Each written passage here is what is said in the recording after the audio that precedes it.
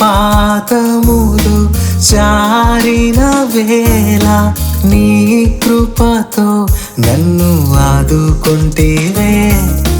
నా పాదములు జారిన వేళ నీ కృపతో నన్ను ఆదుకొంటివే. నీ ఎడమ చేయి నా తల క్రింద ఉంచి